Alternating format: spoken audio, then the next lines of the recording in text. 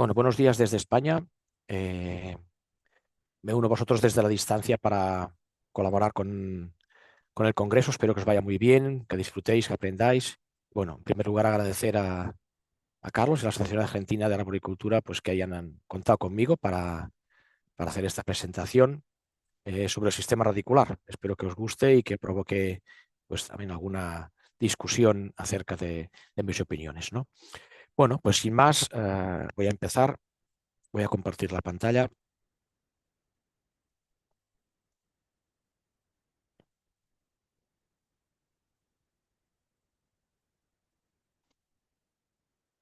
Bueno, básicamente vamos a hablar un poco del sistema radicular en general, pero con algunas concreciones a nivel de entorno urbano, que es donde nos movemos nosotros y donde queremos pues, que esos árboles pues, tengan esa funcionalidad que tenemos, ¿no?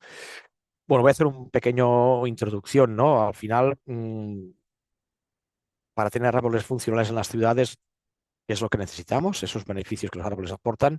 Necesitamos un sistema radicular potente, ¿no? Para que esa función múltiple, beneficiosa, pues se dé, pues necesitamos que ese sistema radicular tenga potencia y construya un árbol con las características necesarias para que esos beneficios se den, ¿no? Supongo que en el Congreso se hablará ya de beneficios, así que no voy a alargarme mucho, ¿no? Pero quisiera hacer un par de puntualizaciones que me parecen interesantes, ¿no? Bueno, en primer lugar está el tema ambiental, ¿no? Con la temperatura de por medio, pero también hay una parte muy importante en el tema de salud, ¿no? Este es un estudio del doctor Lee, que es un médico japonés que se ha dedicado a estudiar la repercusión de los paseos de bosque, que es una de las medicinas que tienen ahí en Japón, los paseos de bosque en la repercusión en la salud humana, ¿no? Y esto es un estudio de cómo la actividad de los glóbulos blancos pues, se incrementa después de un día de paseo por el bosque, ¿no? Y fijaros que esta duración de esta mejora tiene 30 días, ¿no? Es decir, que si yo hago una vez al mes un paseo por el bosque, mi actividad de glóbulos blancos tendrá una duración mucho más alta durante esos 30 días, ¿no? Así que significa pues menos enfermedades, menos cáncer, etcétera, etcétera, ¿no? Así que es una repercusión en la salud, te guste o no te guste el árbol, independientemente de tu apetencia o de tus gustos o de tu cultura, el bosque fabrica esa mejora en la salud física que uno tiene, ¿no? No solo la parte de salud, digamos, física, ¿no? También la salud mental tiene una mejora muy elevada si nos desarrollamos en un entorno natural o en un entorno, digamos, más duro, ¿no? Más inhumano, más de ciudad, ¿no? Y aquí tenemos una gráfica de un estudio muy interesante que se hace en un grupo de voluntarios que les ponen un sensor de la presión arterial y que son sometidos a un grupo de imágenes pues estresantes, ¿no? Después de este periodo de estrés, pues se les muestra a estos voluntarios pues imágenes de ciudades con tráfico, de ciudades con zonas peatonales y ciudades con naturaleza, ¿no? Fijaros que aquí ni siquiera hay un contacto real, estamos hablando solo de imágenes, ¿no? Y fijaros como 7, 8 minutos después de esa excitación y de ese incremento de la presión arterial, pues los que están en contacto con esas imágenes verdes, digamos, tienen una reducción del estrés, ¿no? Y vuelven a una posición cercana a la posición original, ¿no? Bueno, eso es muy importante porque cuando hablamos de, por ejemplo, de escuelas, tenéis esta imagen aquí a la derecha de estos niños jugando pues en la parte orgánica, ¿no? de la escuela en la que están, ¿no? Cuando hablamos de niños, pues la capacidad de concentración, la capacidad de reducir el estrés por temas de autismo, TDAH, etcétera, etcétera, la capacidad la creatividad se ve claramente aumentada si en esos espacios libres entre clase y clase los niños pueden gozar de un colegio verde, etcétera, etcétera, ¿no? Bueno, hay un psiquiatra español muy conocido que se llama José Antonio Corraliza, que es catedrático de psicología ambiental, bueno, que lleva muchísimos años estudiando la repercusión de la naturaleza en la psicología humana, ¿no? Y suele acabar sus conferencias con una frase de este tipo, ¿no? Los árboles, la naturaleza en general, pero concretamente los árboles hacia la gente más feliz y mejor persona. Bueno, hay pocas cosas de nuestro entorno que consigan esto, ¿no? Evidentemente la familia, las amistades, todo el entorno, digamos, humano que tenemos, eso colabora en la felicidad, ¿no? También la cultura que tengamos, etcétera, ¿no? Pero cuando hablamos de entorno material, ¿no? La naturaleza, los árboles son de las pocas cosas que construyen ese, ese ese entorno que nos hace ser pues, mejor persona, más feliz, ¿no?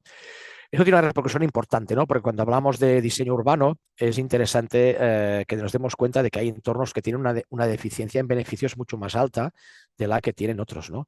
Y por eso cuando diseñamos ciudades, o cuando desde el punto de vista del servicio de jardinería de una ciudad proyectamos una mejora de la infraestructura verde, tenemos que darnos cuenta que hay barrios pues, que son mucho más desfavorecidos, ¿no? Seguramente son barrios donde es mucho más difícil plantar, donde es más difícil, pues, incluso por temas culturales, poner árboles nuevos, ¿no? Pero que es importante que tengamos en cuenta que esos beneficios tienen que repartirse especialmente en las zonas donde tenemos ese déficit. No. Bueno, otra de las conclusiones del estudio de los beneficios de los árboles es que los árboles pequeños dan beneficios pequeños, ¿no? Y esto nos obliga a los diseñadores del verde, a los que cuidamos del verde, a los que implantamos el verde en las ciudades, a fabricar árboles de medidas grandes, ¿no? Copas de 6 o 8 metros de altura como mínimo, y a partir de 12 metros de altura-anchura para que realmente los beneficios sean importantes. Bueno, esto implica que la calidad de implantación tiene que ser muy importante, porque si no conseguimos que el árbol enraíce de manera potente, no tendremos esta copa inmensa, grande, que necesitamos para que los beneficios sean importantes, ¿no? Bueno, hecha esta pequeña introducción, vamos ya a empezar un poco en el tema de las raíces, ¿no? Que provienen pues un poco pues de pues parte de leer, parte de excavar, de mirar, de tocar, de pensar, ¿no? Bueno, y de ir construyendo pues esa sabiduría pues que cada profesional vamos haciendo de la experiencia que tenemos con lo que tocamos, ¿no? Bueno, sabemos poco, ¿eh? De raíces. Es una parte complicada porque está siempre escondida y cuesta mucho analizarla, y muchos estudios de fisiología de raíces están hechos en plántulas muy pequeñas, etcétera, y es muy difícil meter un árbol de 15 metros en un laboratorio para estudiar cómo es el comportamiento radicular, ¿no? Hombre, tenemos gente como Ted Green que han colaborado en fabricar una sabiduría muy interesante acerca de cómo las raíces conectan con el entorno a través de los hongos, etcétera, etcétera, ¿no? Y bueno, tenemos esa suerte de esos profesionales que delante de nosotros pues, han ido abriendo camino y del cual podemos aprender un montón, ¿no? Bueno, ¿qué es para empezar, no? Una cosa interesante es que cuando nos fijamos en los organismos fotosintéticos más simples, pues sencillamente no tienen raíz, ¿no? Es decir, que el hecho fundamental del árbol no es tanto el árbol con raíz, sino que el hecho fundamental de la parte verde, la fotosíntesis, los seres autótrofos, es esa capacidad de convertir la luz en energía química, ¿no? A través de esa absorción del dióxido de carbono, que es básico para la vida de los árboles, el agua y la luz, pues consiguen fabricar esa glucosa, ¿no? Y fijaros que estos elementos vegetales tan simples, pues no tienen sistema radicular, ¿no? Así que no es, el hecho fundamental del árbol no es la raíz, el hecho fundamental del árbol es la hoja y esa función fotosintética, ¿no? Pero bueno, cuando ese árbol, cuando ese vegetal se aparta de los entornos, digamos, tan acuosos como es dentro del agua, ¿no? Pues empieza a haber una distancia entre las hojas y el agua, ¿no? Así que en ese aumento de la complejidad de los elementos vegetales, vemos que tienen que aparecer esas raíces, ¿no? Que absorban el agua y la lleven a las hojas, por lo tanto necesitamos raíces, tejidos conductores, tejidos de reserva para tener agua en reserva dentro del árbol, etcétera, etcétera, ¿no?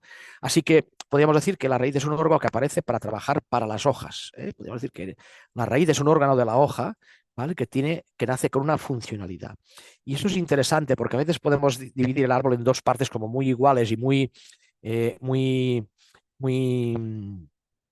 idénticas, con la misma capacidad de decisión, y yo creo que la hoja realmente es quien tiene esa capacidad de decisión final, porque es el núcleo de la parte del árbol, ¿no? Bueno, esto significa que bueno, cuanto más árido sea el sitio, más complicado será para la hoja conseguir esa agua, ¿no? Tenderá a fabricar proporcionalmente una dimensión mayor para recoger más agua, ¿no? Entonces, quizá la primera conclusión que podemos tener en esa visión de la raíz como órgano de la hoja es que la dimensión de la raíz no tiene por qué ser igual a la dimensión de la copa, sino que dependerá, pues no tanto de las características genéticas del ejemplar que estamos analizando, sino básicamente del entorno. Bueno, evidentemente hay árboles con un sistema radicular muy potente, ¿no? Pero este sistema radicular no tiene una dimensión fija, sino que es tan grande como sea necesario para que las hojas hagan su función, ¿no? Bueno, este sistema radicular se da en unos condicionantes, ¿no? El sistema radicular no crece en cualquier parte, necesitamos unas características mínimas para que ese árbol pueda tener un sistema radicular eficiente. Aquí hay algunas de ellas, ¿no? Pues el 20% de oxígeno en el suelo, humedades de entre el 15, 20, 30, 40%, un pH adecuado, etcétera, etcétera, ¿no? Y hay limitaciones para que este árbol se dé, ¿no? También en esas características físico-químicas del suelo interviene muchísimo el tipo de suelo que tengamos, ¿no? Pues si son arenas o arcillas o limos, etcétera, etcétera, ¿no? Bueno, al final, lo que sí que es importante que reconozcamos que la pregunta a cuán grande es el sistema radicular viene definida por la cantidad de recursos que tiene el suelo y principalmente esos recursos son el agua, ¿no? Así que podemos imaginar, por ejemplo, en esta imagen que tenéis, ¿no? Donde se dibuja pues, lo que podría ser una capa freática, ¿no? Asociada a distintas especies, que si nos imaginamos que todos estos árboles que aparecen dibujados aquí son de la misma especie, tendríamos árboles con copas muy pequeñas y sistemas radiculares muy grandes porque están bastante alejados de lo que es la zona, digamos, freática de aguas habituales. Luego tenemos árboles que si consiguen meter una raíz en la capa freática, pues tener un crecimiento importante. Árboles que están de lleno en la capa freática o muy cerca, por lo tanto tendrán copas muy grandes con sistemas radiculares muy pequeños, porque no tienen necesidad de tal. Y luego tendremos incluso árboles pues, que tendrán un sistema radicular minúsculo, ¿vale? Asociado a esa presencia constante de agua, ¿no? Así que para la misma especie podemos tener el mismo desarrollo en altura, sin embargo, una proporción de raíces que puede ser muy distinta en función de la cantidad de recursos que tenemos en este árbol, ¿no? Mm, bueno, perdón. Así, cuando el árbol fabrica sus raíces, esas raíces que nacen pues, de la semilla, esa raíz empieza a analizar y reaccionar al entorno para conseguir la máxima cantidad de recursos, ¿no? Ahí tenéis a la derecha pues una imagen del árbol, ¿no? Y en la punta, en los ápices de estas raíces, está todo el sistema químico de detección de recursos, de agua, etcétera, etcétera, ¿no? Y ya digo, estamos hablando de la parte de agua, que es el principal dimensionador de la cantidad de raíz que un árbol necesita. Y me parece muy importante esta imagen, ¿no? El agua actúa como un efecto llamada, es decir, la raíz busca en el entorno esa presencia de agua para poder acceder a ella y pues alimentar a las hojas con ese elemento crucial, ¿no? Pero fijaros que cuando una raíz llega al agua tiene un cambio muy importante en su estructura, en su manera de funcionar, ¿no? Así como el agua llama a la raíz, en cuanto la raíz llega al agua, cambia su función y deja de hacer raíces transportadoras para hacer raíces absorbentes. Es decir, que el agua tiene un factor beneficioso, llama a la raíz, la hace crecer, pero en cuanto la raíz encuentra agua, deja de crecer, ¿no? Esto es muy importante porque cuando nos planteamos los sistemas de riego urbanos, tenemos que tener en cuenta que si yo pongo un sistema de riego muy cercano al tronco, lo que hago es primero llamar a la raíz hasta mi agua, es decir, el árbol detectará esa agua que yo estoy aportando, pero a partir de ese momento, en cuanto encuentre el agua que yo le doy, va a dejar de crecer. Así que si diseñamos de manera incorrecta los sistemas de irrigación, lo que haremos es tener árboles con sistemas radiculares muy pequeños, sanos, evidentemente, porque estamos aportando agua, pero con capacidades mecánicas muy bajas. Además, ese nivel de raíz tan pequeño en volumen comparado con la copa que tenemos, para que los árboles tengan una alta dependencia del sistema de irrigación que hemos montado, ¿no? Así que si en algún momento el sistema de irrigación desaparece, el árbol va a tener graves problemas porque no tiene más sistema radicular que el asociado al sistema de irrigación, ¿no? Bueno, es una fotografía de una presentación de Mancuso, que lo conocéis supongo, que se dedica a estudiar pues, esa capacidad, esa inteligencia de las plantas, ¿no? Y en estas imágenes que veis, pues lo que hace es poner en esos coleópteros de maíz, pues que crecen en ese elemento de agar, ¿no? Pues lo que hace es colocar una fuente de vibraciones, ¿no? De distintos sonidos, ¿no? Y Mancuso descubre que cuando pones vibraciones de 240 MHz en ese entorno, las raíces automáticamente detectan esa vibración y empiezan a dirigir los coleópteros, las puntas de las raíces hasta esa vibración, ¿no? Entonces, así que podríamos decir que la raíz oye las vibraciones y por lo tanto actúa oyendo esas vibraciones del suelo. Bueno, curiosamente, estos 240 MHz es el ruido que hace el agua al correr por el suelo, ¿no? Así que podemos decir que el agua fabrica un ruido que la raíz detecta y que crece en esa dirección. Bueno, tenemos esa experiencia, ¿no?, de que cuando las raíces llegan al entorno acuoso, rápidamente cambian su manera de crecer y dejan de fabricar mangueras de acceso a los sitios y se convierten en esas zonas puramente de absorción, ¿no? Así que tendremos que la dimensión final del árbol dependerá del recurso agua, básicamente. Aquí tenéis dos imágenes de árboles en dos entornos muy distintos, ¿no? Tenemos una encina que está aquí al fondo, en un entorno de la España árida, seca, ¿no? Es una encina muy pequeña, muy apretada por la temperatura y por las faltas de agua. Y fijaros que tenemos aquí en primer término el sistema radicular de esa encina, ¿no? Y fijaros que si calculáramos la proporción de superficie usada por el sistema radicular en función de la proporción de copa, veríamos que este sistema radicular tiene entre 2, 3, incluso 10 veces la copa, ¿no? A la derecha tenéis un caso que es totalmente lo contrario. Tenemos un árbol bastante grande, ¿no?, porque tiene unas condiciones de agua muy altas, pero fijaros que si evaluamos el sistema radicular, se limita a un sistema radicular, a un parterre altamente irrigada, ¿no? Entonces tenemos un sistema radicular que en este caso a lo mejor ni siquiera hace una vez, ¿no?, la que es la superficie de copa de este árbol, ¿no? Por lo tanto, la cantidad de raíz que un árbol puede tener no depende tanto de la genética del árbol, sino de qué riqueza tiene ese entorno de agua, ¿no? Bueno, aquí tenemos dos imágenes también que son muy parecidas a las anteriores, ¿no? Tenemos a la izquierda un árbol de desierto donde la copa pequeñísima, misérrima, ¿no?, típica de esas condiciones tan duras, y vemos debajo un sistema radicular altamente extendido para llegar al máximo de distancia posible para captar las pocas ocasiones en que el entorno tiene agua, ¿no? Y a la derecha tenemos pues una instalación muy interesante, que no sé dónde está, pero que la he visto en internet, me parece muy chula, donde tenemos ese árbol flotando, ni siquiera está conectado con el suelo, pero hay un aporte, digamos, artificial de agua que hace que ese árbol, pues con un sistema radicular muy pequeño, pues pueda tener una gran eficiencia, ¿no? Bueno, así que, ¿cuál es la dimensión del sistema radicular? Bueno, una pregunta compleja, pero que tenemos que averiguarla a través de la cantidad de recursos que tiene el sistema, ¿no? Cuando hacemos trasplantes, cuando intentamos hacer, digamos, mover árboles de un sitio a otro y queremos que ese árbol tenga esa capacidad de arraigar, ¿no? Pues la pregunta clave es cuánta cantidad de tierra tenemos que mover, ¿no? Bueno, evidentemente tenemos que partir de la cantidad de energía que tiene el árbol para dedicar a la inversión en raíces nuevas, ¿no? Pero necesitamos saber qué cantidad de raíz tenía el árbol antes de ese trabajo para poder determinar cuál es el volumen mínimo de tierra que tenemos que mover para que, digamos, el árbol sobreviva a esos trabajos de trasplante, ¿no? Bueno, mmm, ¿cuál es la manera para mí idónea de entender cómo funciona el sistema radicular?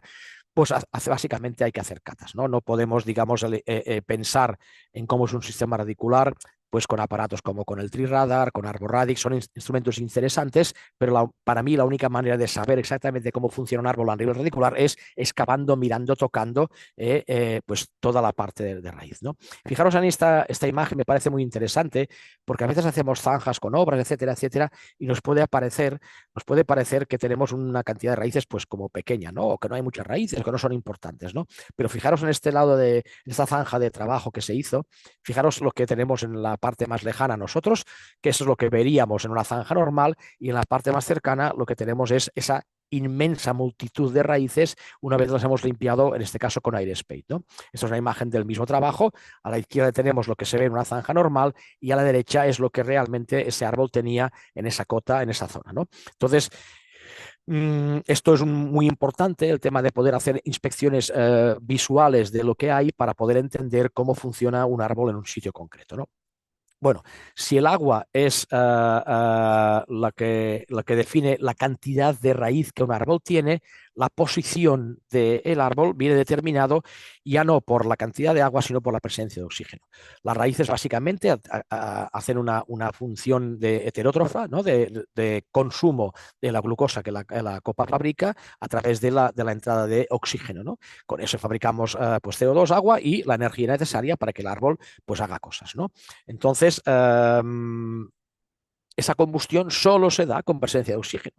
Y es por eso que, aunque podamos tener pues agua en zonas, digamos, más profundas, etcétera, etcétera, realmente quien define la posición del sistema radicular es la cantidad de oxígeno que tenemos, ¿no? La mayoría de especies tienen un límite de crecimiento a partir del 10% de oxígeno en el suelo, ¿no? Idealmente un 20%. Fijaros que cuando hablamos de construcción urbana, la mayoría de arquitecturas piden en los suelos un proctor, es decir, un nivel de compactación cercano al 95, 96, 98%, ¿no? Dejando un poro del 2, 3, 4 que da que hace totalmente insuficiente la supervivencia de los árboles, ¿no? Así que hay que buscar estrategias para que los árboles tengan un suelo accesible con una cantidad de oxígeno que sea suficiente, ¿no? Bueno, en esa foto que hemos visto ya un par de veces, ¿no? Si hemos dicho que el sistema radicular analiza y reacciona al entorno para, digamos, construir esa posición del sistema radicular, la dimensión la marca el agua, pero la posición la marca la cantidad de oxígeno.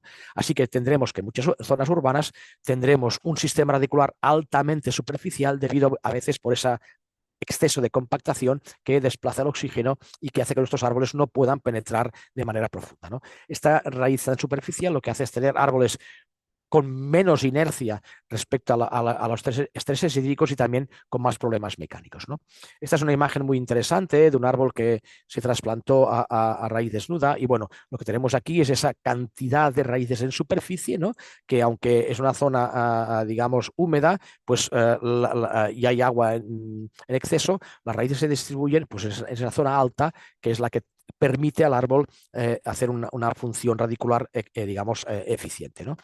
Bueno, aquí tenemos otra vez otro árbol trasplantado, ¿no? La verdad que los trasplantes nos permiten hacer muchos estudios de sistemas radiculares, ¿no? Porque la base del trasplante es en conservar la cantidad de raíces necesarias para que este árbol funcione, ¿no? Tenéis esa línea marcada donde se puede observar esa textura de suelo distinta, ¿no? Y donde las zonas más arcillosas, más compactas, pues tienen muy poca presencia radicular, ¿no? Los árboles tienen capacidad de meter raíces en zonas profundas sin oxígeno, es verdad, pero son raíces que son fabricadas expresamente con lenticelas muy grandes, a veces con aeróforos, para que esa raíz sin oxígeno pueda respirar a través del oxígeno que le llega de partes más altas, ¿no?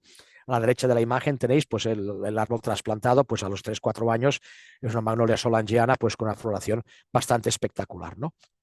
Bueno, el tema del oxígeno es un tema fundamental y esta imagen viene a explicar un poco cómo tienen que ser nuestras labores de implantación de árboles en ciudad, ¿no? Esto es un árbol que se trasplanta, una ceiba que se trasplanta a raíz desnuda y fijaros que tenemos debajo del tronco tenemos un cuadradito, ¿no? Más oscuro que está, se ve así porque está lleno de raíces, ¿no? Y estas raíces que forman este dado que debajo del tronco lo que es las raíces que colonizaron el agujero de plantación. Es decir, cuando se plantó ese árbol en un parterre de césped, lo que teníamos era un parterre que parecía que era colonizable, pero que realmente la raíz solo ha podido crecer en el agujero de plantación. Si en vez de hacer agujeros de plantación hiciéramos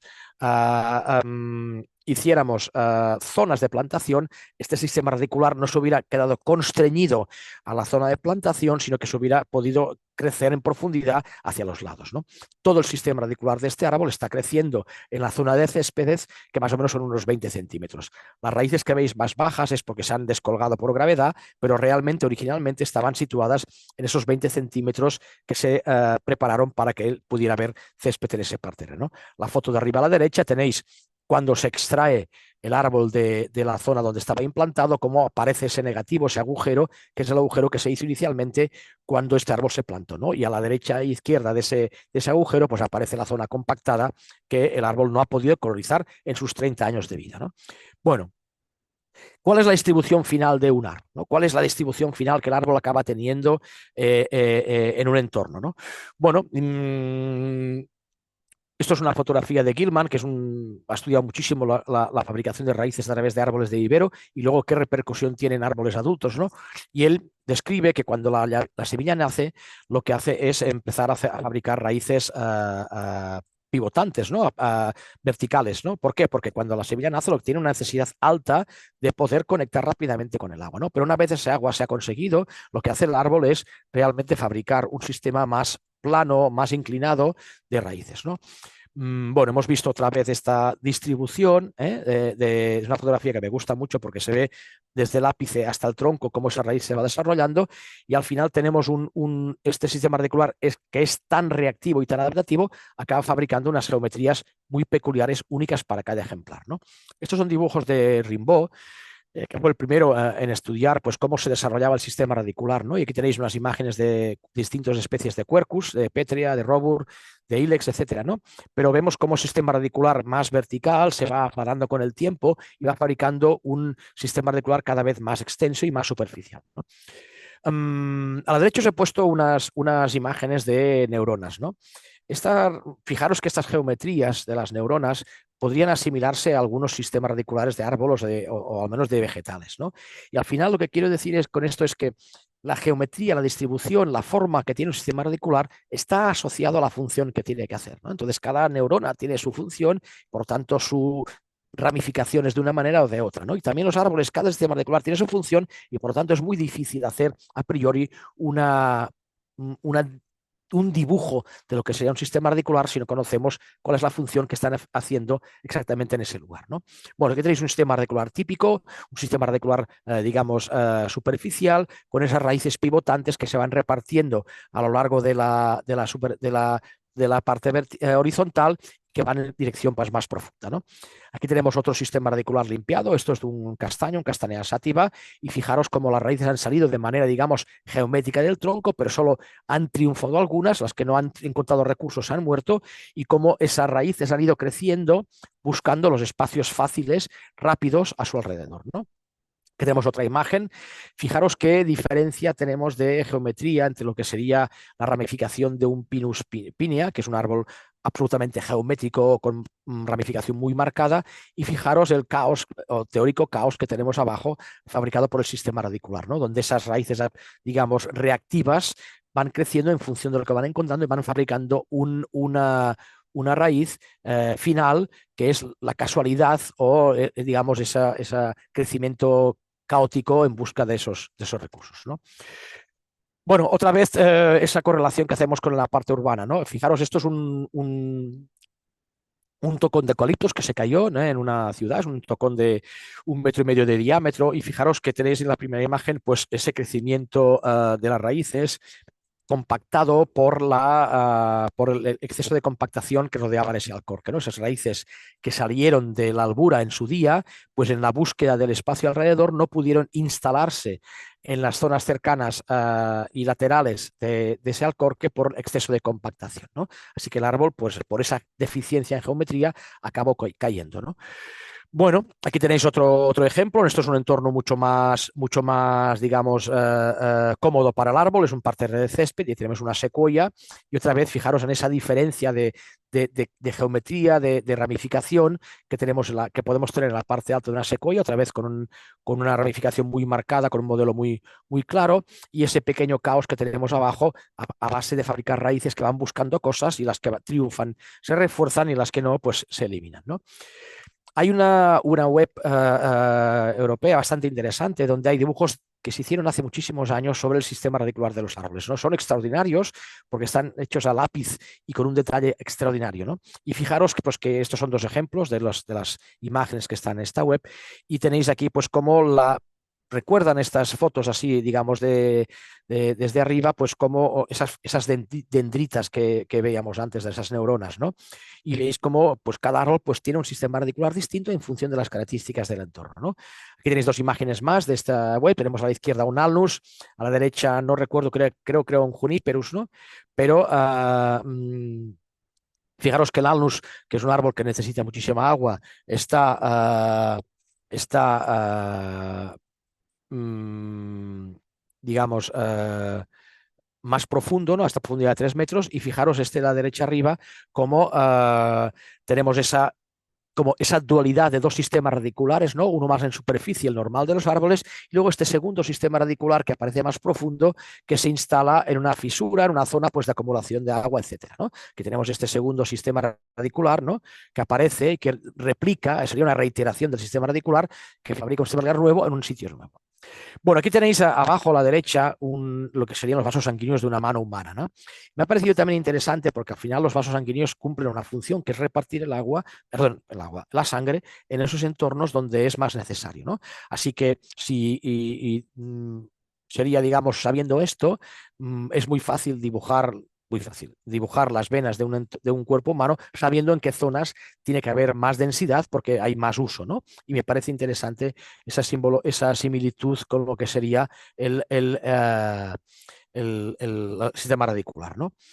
Aquí tenéis un depósito de agua que se retiró, ¿no? Era un depósito de estos que se usan para los incendios y bueno, tenía pérdidas, ¿no? ¿Por qué sabemos que tenía pérdidas? Bueno, porque debajo de este depósito pues, ha crecido un sistema radicular, ¿no? Y fijaros, en los sitios donde habitualmente perdía ese depósito, pues el árbol ha fabricado unos pequeños cráteres, unos pequeños volcanes que recogían el agua que se iba perdiendo por parte de tal. Y aquí vemos la reactividad del sistema radicular y cómo la concentración de raíces depende de dónde aparece ese recurso de manera importante, ¿no? Los árboles pueden fabricar raíces en cualquier punto, la mayoría de ellos, ¿no? Es verdad que la mayoría son debajo del suelo, pero siempre que aparece una deficiencia o siempre que aparece un entorno nuevo a colonizar, el árbol se busca la vida para fabricar raíces nuevas y colonizar ese entorno para que la cantidad de recursos pues aumente, ¿no?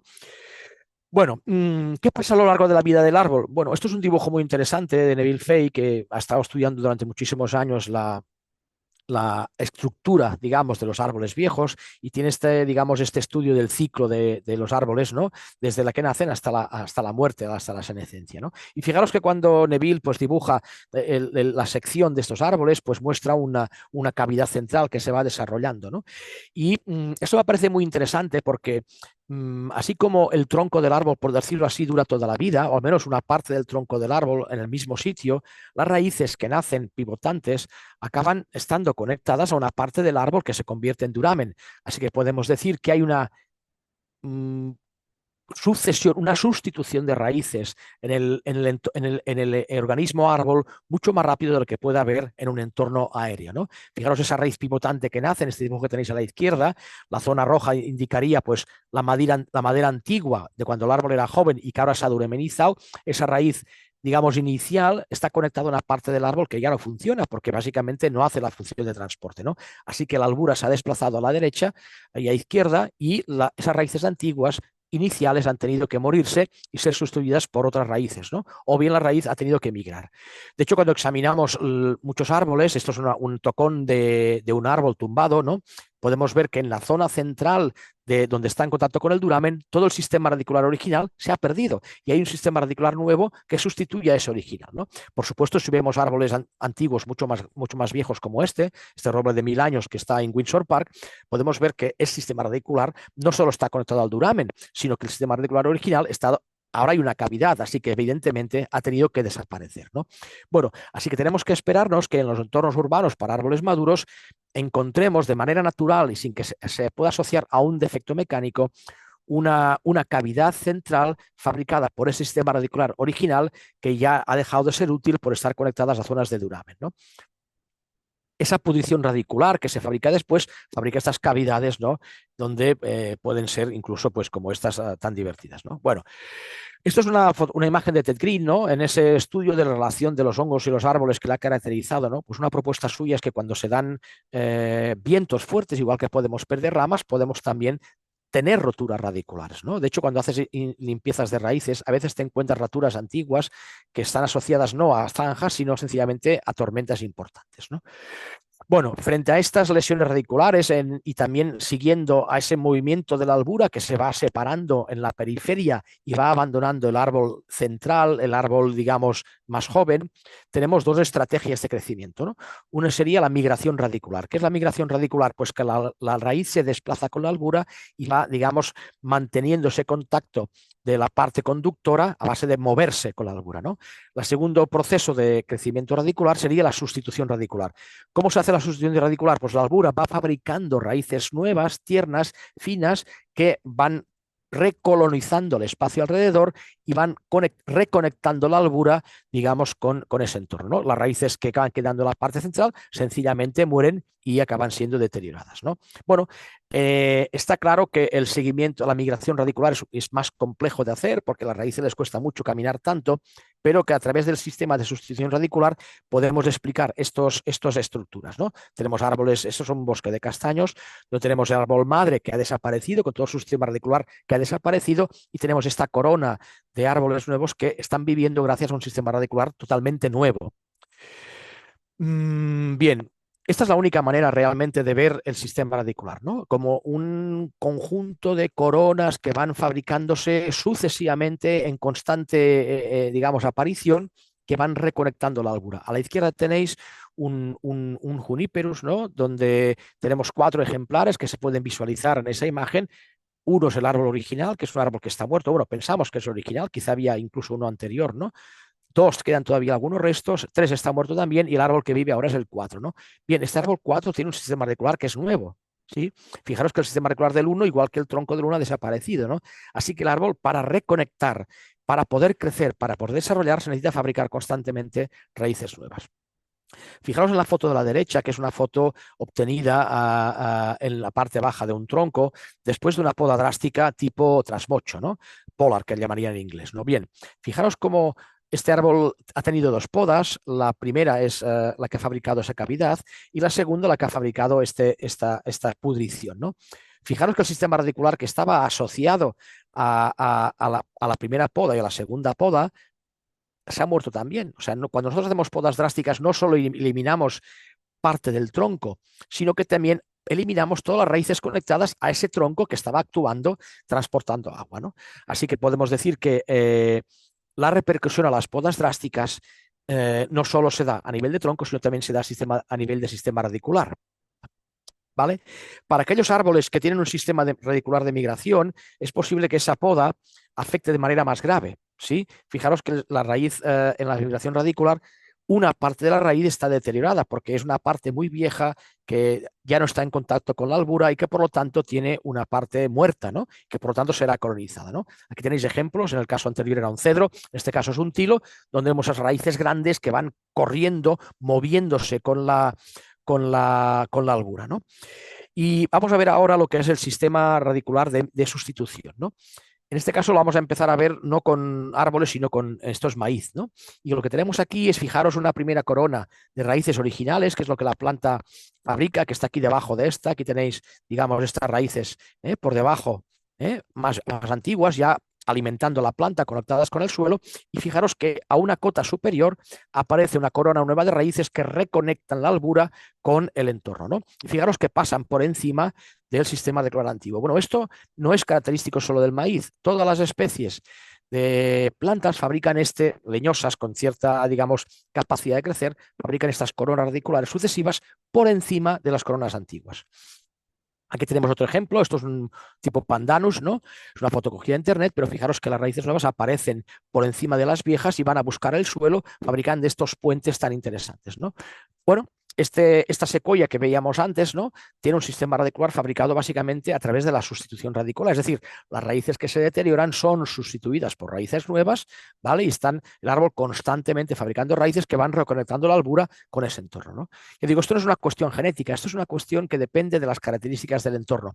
Para que la albura pueda fabricar raíces que tengan éxito, necesita un entorno alrededor que sea lo suficientemente blando, descompactado, idóneo para que esa raíz que empieza, digamos, de 1 milímetro pueda colonizarlo, ¿no? Si el entorno está muy compactado, como es este caso, es otra secuoya de la misma especie, pero fijaros que aquí no tenemos un sistema radicular, digamos, de sustitución, sino que tenemos otra vez migración. Así que la secuoya usa la estrategia de sustitución cuando puede y cuando no puede usa esa estrategia de migración. ¿Por qué? Porque fijaros que este entorno está muy compactado, esto es una escuela y por lo tanto es muy difícil las raíces nuevas que aparecen de la albura colonizar ese espacio y hacer esa sustitución radicular, ¿no?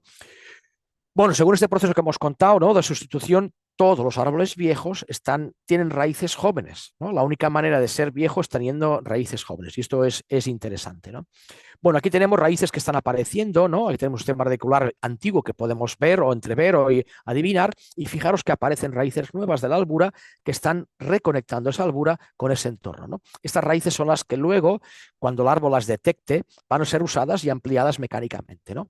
Aquí tenemos una imagen de uno de los libros de Matek, creo que es del Stupsy, donde podemos ver esa respuesta mecánica en la conexión tronco-raíz, ¿no? Pero fijaros que estas raíces cuando nacen son raíces fisiológicas. Es decir, las raíces mecánicas no existen de por sí. Lo que existen son las raíces fisiológicas que se han mecanizado o se han transformado en mecánicas a través de ese uso, esa mejora de la conexión, ¿no? Pero fijaros que antes de que esa raíz se convierta digamos, en un soporte, primero una raíz redonda, perfectamente redonda, que lo que hacía era buscarse la vida para conseguir fisiología, ¿no? Bueno, así que tenemos que luego el crecimiento mecánico, pero la base es siempre la raíz fisiológica que crece en ese afán de reconectar la albura y conseguir agua, ¿no? Bueno, aquí tenemos otro ejemplo digamos, esa fabricación de coronas nuevas. Esto en este caso es un poco más, digamos, separado, esa corona antigua de la corona nueva, porque es una zona de río y entonces hay cambios importantes de cota producidos por avenidas, así que la raíz que aparece no aparece justo encima de la vieja, sino que aparece un poco desplazada, ¿no? Bueno, esta respuesta de fabricación de raíces nuevas no solo es una respuesta fisiológica, sino que también tiene una repercusión muy importante en la capacidad mecánica de superar, digamos, afectaciones o pudriciones en la zona del cuello, ¿no? Fijaros que aquí tenéis un cuerpo fructífero de Ganoderma que está aquí en esta zona del tronco. Eso significa que tenemos una cavidad interna, ¿no? Que es por el sistema radicular afectado por este tal. Y fijaros cómo el árbol lo que hace es conectar la albura con el suelo a través de un sistema radicular nuevo que está aquí debajo y que no vemos, ¿no? Pero la única manera de que esta albura puede sobrevivir es fabricando raíces nuevas por encima de las raíces que han sido deterioradas por el hongo, ¿no? No todos los árboles consiguen ese sistema radicular de sustitución para superar los problemas mecánicos asociados a las pudriciones, ¿no? Aquí tenemos un plátano que se ha caído, se ha tumbado, ¿no? Fijaros en todo el sistema radicular podrido que tenemos aquí abajo, ¿no? Pero que había ya un sistema de sustitución que estaba, digamos, compensando esa pérdida, pero que, digamos, mecánicamente todavía no era capaz y por lo tanto ha caído el árbol debido a digamos, tiempo dedicado a crecer que no ha sido el suficiente, ¿no? A la derecha tenéis un plátano en una zona urbana caído y fijaros que no hay ninguna raíz de sustitución, ¿no? Así que este árbol tenía muy pocas raíces, las que mantenían raíces de migración y se han pues roto con la pudrición, ¿no? Este es un ejemplo bastante interesante, es una casualidad de la vida, es una limpieza que hicimos nosotros hace muchísimos años, pero que a los 8 años de hacer la primera limpieza, pues se volvió a limpiar el árbol, ¿no? A la izquierda arriba tenéis una haya que fue dañada de manera muy grave porque se pasó un motocultor alrededor del tronco, ¿no? Y ese motocultor lo que hizo es dañar todo el sistema radicular del árbol, así que hubo una bajada de vitalidad muy importante, ¿no? Aquí podéis ver todavía pues algunas raíces gordas, ¿no? Dañadas y podridas, ¿no?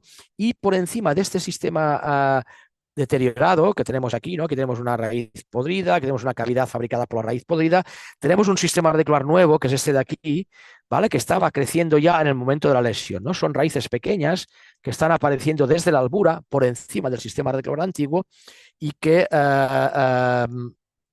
estaban reconectando el árbol ya efectivamente con el entorno, ¿no? Bueno, a la derecha tenéis el mismo sistema radicular 8 años después. Así que fijaros que las raíces que aparecían, que ya estaban fabricadas en el momento de la lesión, por ejemplo esta de aquí, ¿no? Son raíces que en 8 años han pasado de 1,5 centímetros, 2 centímetros, a casi 20 centímetros, ¿no? Es decir, este árbol ha conseguido superar el problema de pudrición radicular gracias a la presencia de esas raíces de sustitución que estaban presentes en el momento de la lesión.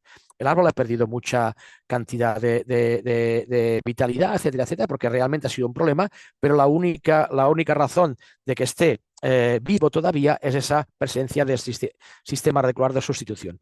Recordemos que hemos dicho que para que el sistema radicular de sustitución sea activo y sea eficiente, necesitamos en el entorno del árbol una zona de no compactación, porque esas raíces jóvenes que nacen tienen una capacidad de, digamos, superar la compactación muy baja, ¿vale? También esto concuerda con los estudios que se hacen sobre las podas radiculares, ¿no? Siempre que podamos raíces grandes, hay una muy baja ramificación, ¿no? Y esto concuerda con esa capacidad de las raíces jóvenes de realmente fabricar el sistema radicular futuro, ¿no? A la izquierda, ahora que he puesto esta fotografía de distintas raíces cortadas en una obra, y fijaros que cuanto mayor es la raíz, menor es la ramificación, ¿no? Así que tenemos esa capacidad del árbol de recolonizar el entorno a través de las raíces finas. Bueno, aquí tenemos estos dos procesos. A la derecha tenemos el sistema radicular nuevo que está apareciendo. Fijaros que incluso en cotas bastante altas de la albura que reconectan un sistema, una albura con el suelo por culpa de un sistema radicular dañado, y a la izquierda teníamos ese proceso mucho más evolucionado al cabo de 30, 40 o 50 años, ¿no? Esas raíces jóvenes que aparecieron en su día lo que hacen es reconectar la albura, y el sistema radicular antiguo que está deteriorándose, por este caso por ganoderma, pues no genera ningún problema porque hay un sistema nuevo que lo sustituye, ¿no? Bueno, esto se llama un proceso tipo Torre Eiffel, ¿no? Donde el árbol queda como levantado por las patas fabricadas por ese sistema radicular de sustitución, y que hace que el sistema radicular viejo se pueda podrir y el árbol no tenga ninguna repercusión ni fisiológica ni mecánica. Bueno, este es un caso interesante de un alcornoque singular de España, ¿no? Y que hicimos un estudio pues, un poco global de cómo estaba el árbol, ¿no? Voy a poner aquí una teoría que estamos fabricando y que creo que vamos a ver si podemos darle un poco de razonamiento, pero creo que va a ser interesante, ¿no? Bueno, hemos visto que cuando hay lesiones radiculares, típicamente tenemos roturas de ramas en altura, ¿no? Cuando son lesiones radiculares importantes. En este caso, en este alcornoque que se construyó en los años 30, 40, quizá un poco más tarde, 50, este muro que tenéis aquí, ¿no? Antes digamos, el prado continuaba y este árbol pues tenía digamos, un sistema radicular que más bien se dirigía a la parte del prado, ¿no? Cuando se construye este muro, a los pocos años se da la pérdida de uno de los dos ejes, este eje que está aquí, que veis, ¿no? Es una rotura muy importante, ¿vale? Creemos, o yo creo, que debido a esa, digamos, degradación del sistema radicular, este eje que está más en contacto con esta raíz, digamos, empieza a tener problemas quizá de energía, de capacidad de compensación, y acaba partiéndose. Bueno, aquí esto es lo que vemos en la parte aérea, ¿no? Pero fijaros que si vamos a la parte radicular, esto es un escaneado del tronco, la imagen que tenéis abajo a la izquierda sería el escaneado del tronco, y tuvimos la suerte de que en la base había una pequeña cavidad, así que pudimos escanear también la cavidad central, ¿no? Y en la imagen de abajo a la derecha lo que tenéis son superpuesto, por un lado, la geometría del tronco actual y la geometría del sistema radicular antiguo, ¿no? Y fijaros cómo aquí tenemos el muro, ¿no? Y fijaros lo que hemos dicho de que este árbol crecía hacia el prado que tenía hacia la derecha, y por lo tanto teníamos raíces muy importantes que estaban desarrollándose hacia el prado, y cuando se construyó este muro, estas raíces se ven deterioradas y se mueren fabricando esta cavidad central, ¿vale? Que es nada más y nada menos que todo el sistema radicular perdido. Bien, a partir de ese momento, el árbol, a través de las raíces de sustitución, fabrica un sistema radicular nuevo que ya no se dirige tanto a la zona de la derecha, sino que se dirige básicamente a la zona de la izquierda, ¿no? Fijaros arriba las tres imágenes, esto es la parte, digamos, visto de cenital, ¿no? Tenemos la dimensión del sistema radicular en azul, aquí tenéis el sistema radicular actual del árbol, o el límite del sistema radicular, y en rojo tenéis dibujado lo que era el sistema radicular definido por la cavidad, ¿no? Fijaros que en la parte de atrás prácticamente no ha habido crecimiento de las raíces, ¿no? Porque el entorno, digamos, ha quedado desconectado del árbol, y fijaros que en la parte delantera ha habido un crecimiento radicular muy importante en grosor, ¿no? Bueno, es una experiencia quizá un poco compleja así de seguir, ¿no? Pero este tipo de estudio nos permite pues, evaluar estas cambios en el sistema radicular a través de ese proceso de sustitución y regeneración total del sistema radicular, ¿no? Bueno, cambiamos un poco de tercio. En ese proceso de estructuración del sistema radicular, una de las estrategias más usadas es una estrategia muy interesante que nosotros hemos venido a llamar contactismo. No sé si es un nombre muy aprobado, pero no hemos encontrado ninguno mejor, ¿no? Básicamente el contactismo es la tendencia del sistema radicular de seguir elementos lineales del entorno, ¿no? De buscar tener al menos una parte de la raíz en contacto con esos elementos lineales, ¿no? Si uno va por el bosque, pues rápidamente encuentra esa tendencia, ese contactismo, ¿no? Tenéis una imagen de un bosque europeo con un tronco tumbado en el suelo y fijaros que todas las raíces se montan en ese tronco y empiezan a correr por ese tronco para poder llegar más lejos, más rápido, ¿no? Mira, esta es una estrategia muy interesante porque igual que una hormiga cuando sale del nido intenta buscar una ramilla para no tener que cruzar todos los elementos, digamos, que interrumpen su marcha, pues la raíz también, esos elementos lineales le permiten llegar más lejos a una velocidad mayor, ¿no? Bueno, esta es una estrategia que vemos constantemente, ¿no? Tenéis a la derecha dos imágenes de raíces muertas antiguas de un entorno cuyo túnel está siendo usado por sistemas radiculares nuevos que están siguiendo el esfuerzo que hizo un árbol antiguo para llegar a ciertas zonas, ¿no? Y tenemos estas raíces que en distinto grado de degradación, donde tenemos ese espacio colonizado totalmente por raíces jóvenes, ¿no? A la izquierda tenéis una imagen, creo que es un árbol de Australia, también de Internet, donde podemos ver que esa raíz, a través de esas fisuras del entorno, que esas fisuras ya se han perdido, ha conseguido llegar a zonas, digamos, de humedad que permiten que ese árbol pueda sobrevivir, ¿no? Bueno, sí que tenemos esa estrategia del árbol de seguir las fisuras, de seguir los elementos lineales que tenemos en el suelo, ¿no? Y es una, digamos, podríamos decir que es más fuerte que él mismo, ¿no? Es una tendencia que no puede evitar, ¿no? Y por eso vemos en las ciudades esos crecimientos peculiares geométricos siguiendo, pues muchas veces los entornos, ¿no? Las fisuras que tenemos en el entorno. Y una y otra vez aparece esa raíz geométrica usando ese espacio que el árbol ha fabricado, ¿no? Bueno, aquí tenemos una raíz encontrada dentro de una tubería. Es una tubería muy grande y fijaros que esta raíz, en la búsqueda de ese contactismo, de esa pared a la cual seguir, pues iba pues dando mil tumbos, ¿no? Buscando, girando constantemente para poder encontrar un elemento lineal en el cual basarse para continuar el camino, ¿no? Así que es una estrategia que realmente el árbol busca de manera proactiva y que hace que elija los elementos lineales del suelo como una zona de crecimiento predominante, ¿no? Este es un ejemplo muy interesante, es un árbol muy conocido, no sé si en Canadá o Estados Unidos, en un lago, ¿no? Y fijaros que es un árbol muy grande que vive encima de una piedra, ¿no? Y este árbol realmente no tiene recursos para vivir porque esa piedra no da para alimentar el árbol que tiene encima, ¿no? Y esto lo podríamos simular a un alcorque. Muchas veces un alcorque no tiene la capacidad de alimentar el árbol que queremos poner allí, ¿no? Bueno, este es el árbol visto desde otra perspectiva. Tenemos aquí el tronco, el sistema radicular metido en la piedra, pero fijaros que hay un tronco que sale de esa piedra y coloniza, digamos, lo que sería el continente, ¿no? Digamos, la ribera de ese lago, ¿no? Bueno, hay dos teorías para explicar esta conexión de este árbol digamos, a la parte de tierra firme, ¿no? Una sería que el árbol existía antes y esto se ha ido erosionando, se ha caído, ¿no? Es una teoría que es factible, yo creo que no es cierta, tampoco es la que me interesa a mí me interesa otra teoría que es que aquí este árbol estaba muy solo, era un árbol muy pequeño que sobrevivía malamente encima de esa piedra, pero un día un árbol vecino cae y se apoya en la piedra en la que está él, ¿no? Y rápidamente cuando ese árbol se empieza a podrir, el árbol detecta ese elemento lineal, usa ese elemento lineal para cruzar a la orilla y a partir de ahí, digamos, consigue conectar. Ese árbol se ha podrido, ese árbol ha desaparecido, pero digamos, esa conexión viva se ha mantenido, ¿no? Así que gracias a ese árbol que se cayó por azar encima del alcorque donde este árbol vivía, le ha permitido ser un árbol, digamos, normal y grande, ¿no? Bueno, esto es una estrategia conocida que se usa en algunos países, ¿no? En la India, no sé si conocéis, estos puentes vivos, ¿no? Que se fabrican con raíces de ficus. Lo que hace la gente es colocar un tronco que cruce de lado a lado y en ese tronco podrido coloca las raíces, ¿no? Para que el ficus vaya usándolas como, digamos, estrategia, digamos, de crecimiento, ¿no? Esos árboles desaparecen, pero esas raíces que han cruzado el río se mantienen vivas, ¿no? De tal manera que podemos fabricar puentes autocompensantes, porque por la capacidad de adaptación mecánica que tienen, en cuanto hay un incremento de carga, la raíz se refuerza y podemos fabricar esos puentes tan espectaculares fabricados por raíces vivas a través de este sistema de contactismo, ¿no?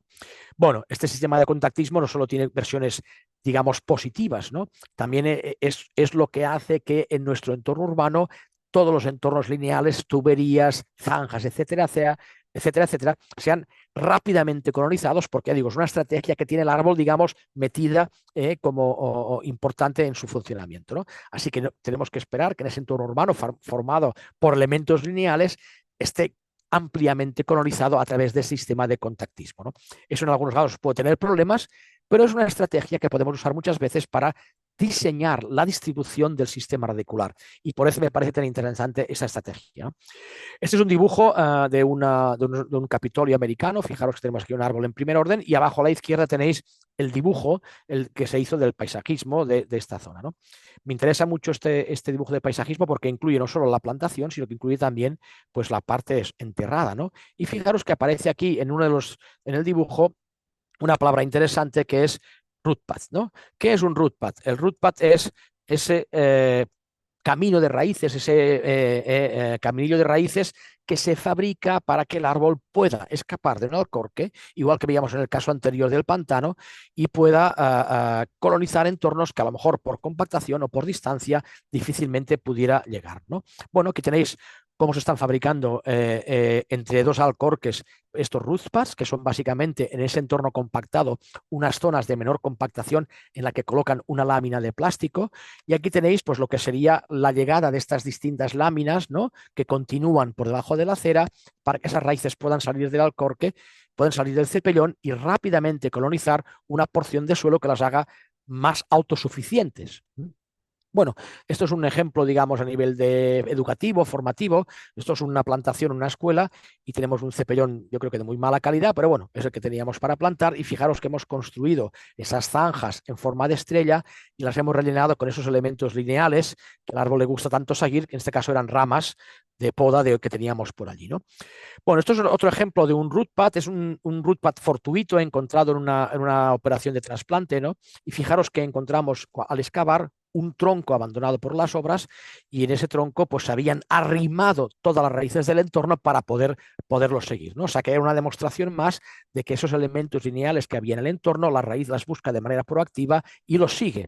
Así que cuando decidimos plantar esos árboles en un entorno cercano, lo que hicimos fue copiar la naturaleza y colocar en ese entorno unos tablones, ¿no?, para que esos árboles trasplantados pudieran salir del sistema radicular y colonizar rapidísimamente ese entorno alrededor, ¿no? Eso daba autosuficiencia, eso daba inercia y eso daba, pues, aumentaba las garantías de éxito de estos trasplantes, ¿no? Lo que tenéis a la derecha en esa fotografía, esto negros, es biochar, que es un elemento que usamos muchísimo en las plantaciones y cada vez más, ¿no? Bueno, esto es una caída de un árbol en un alcorque, ¿no? Fijaros que este sistema radicular se caracteriza por estar anudado dentro del alcorque y no haber podido escapar de la compactación lateral, ¿no? Bueno, estos sistemas tipo root pad lo que permiten es esa geometría estrellada debajo de la acera y por lo tanto aumentar al menos la capacidad mecánica de los árboles de sustentarse, ¿no?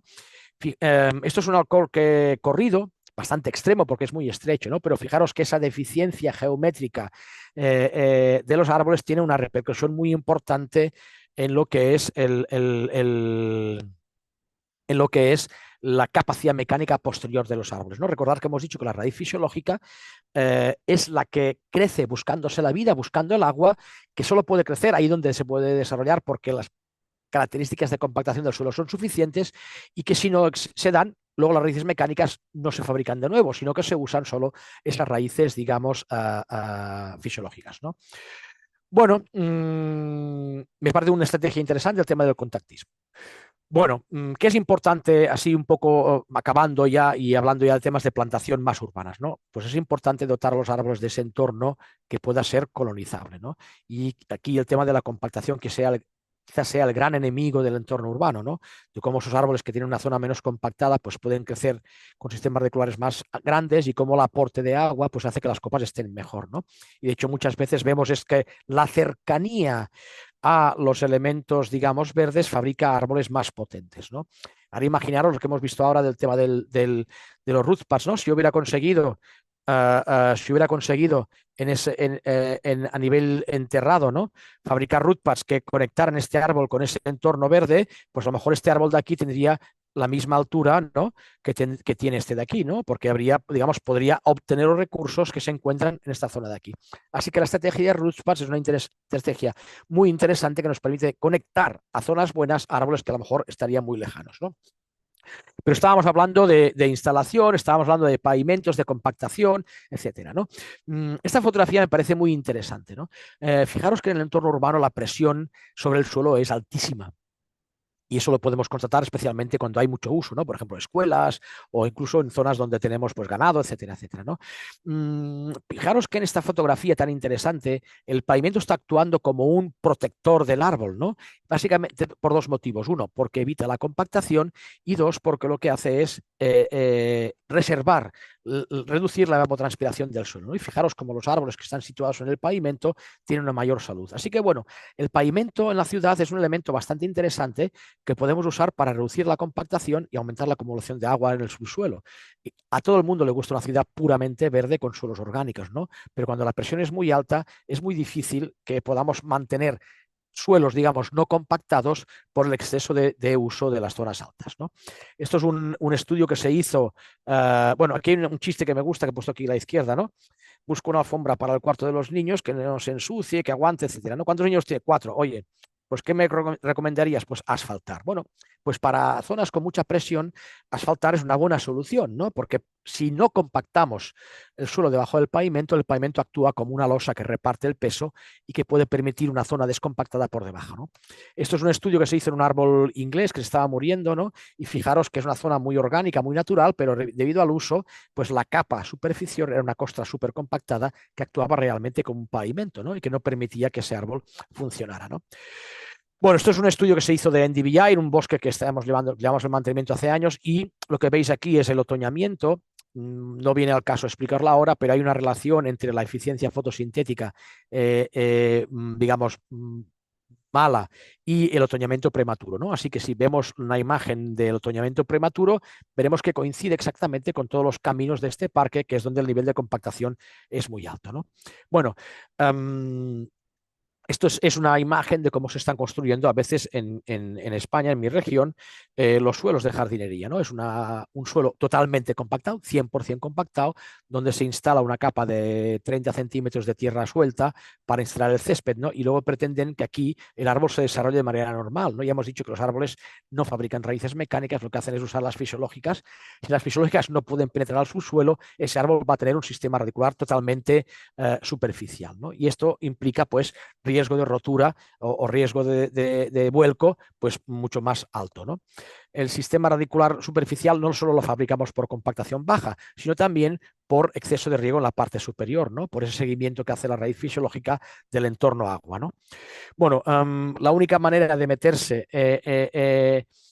y entender el sistema radicular es hacer catas, meterse debajo, excavar, buscar, tocar, oler, ¿no? Y eso nos permite pues, hacer mejoras en los entornos que a veces pueden ser muy sencillas, ¿no?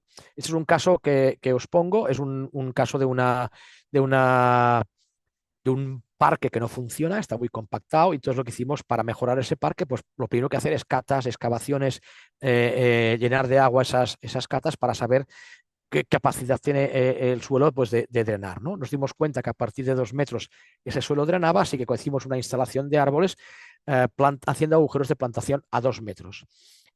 Aquí se pone biochar otra vez y un poco de mulch. Hicimos una plantación en suelos que eran 100% arcilla. Al que pusimos aquí fue un 10-15% entre arena, biochar y mulch, y lo que plantamos fue directamente en arcilla.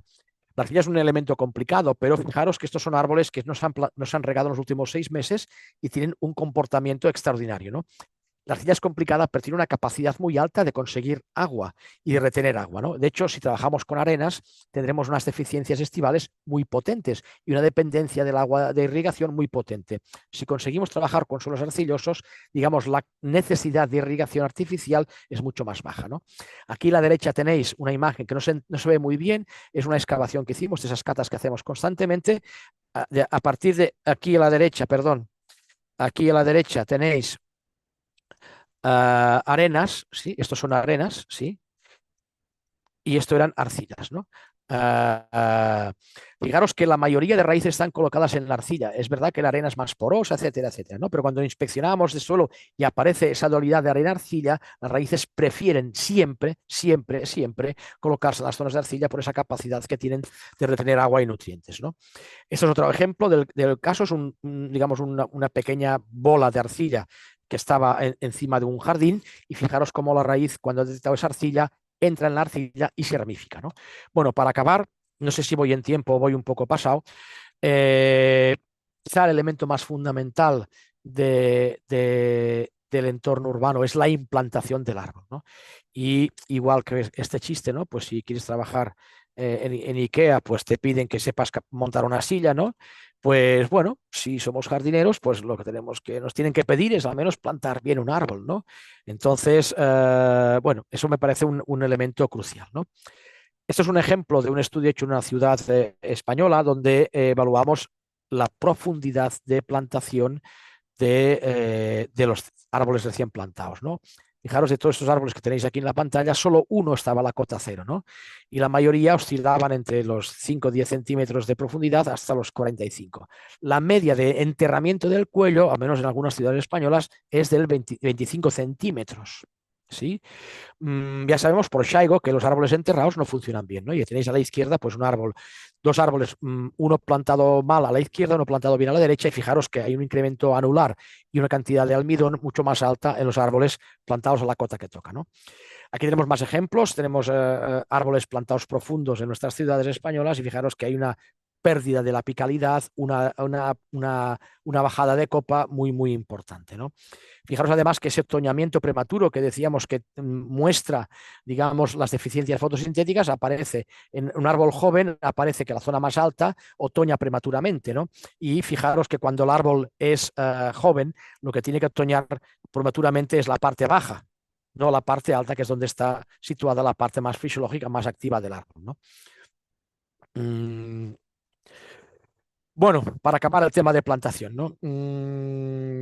Yo creo que en Argentina se sigue plantando árbol de tamaños muy pequeños, ¿no? Hay una tendencia a aumentar el tamaño. Yo creo que es una estrategia comercial de los viveristas para poder meter plantas más caras y más grandes, ¿no?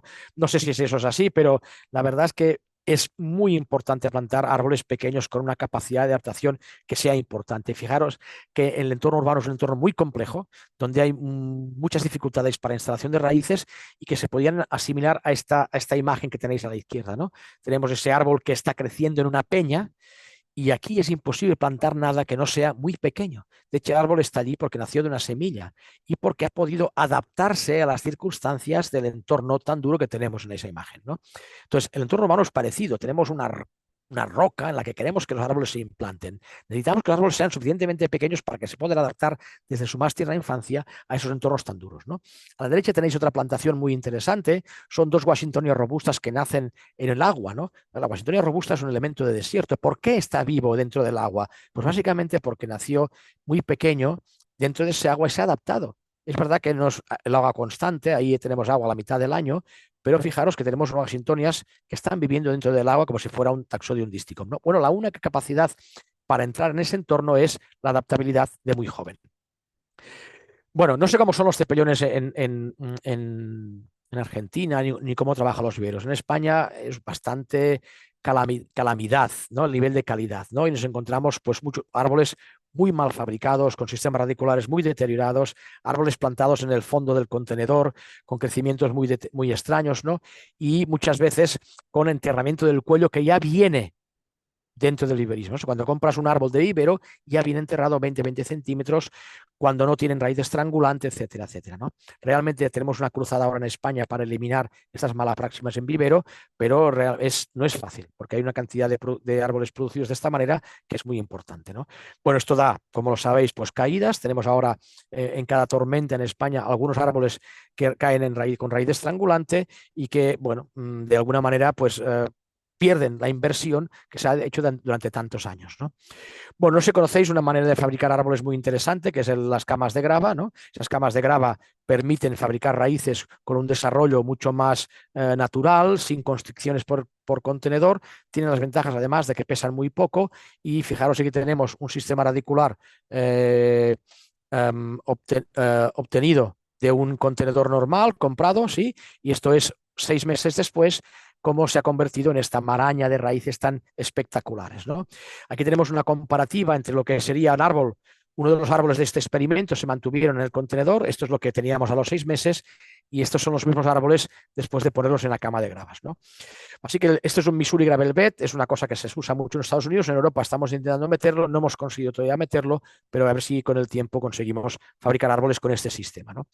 Bueno, por último y para acabar, me parece muy importante cuando tengamos en cuenta la implantación de árboles en la ciudad, que empecemos a pensar en todo el sistema de permeabilizar la ciudad para que el agua que se recoge pase a través del sistema árbol, nos sirva para limpiar el agua y además reguemos los árboles, ¿no?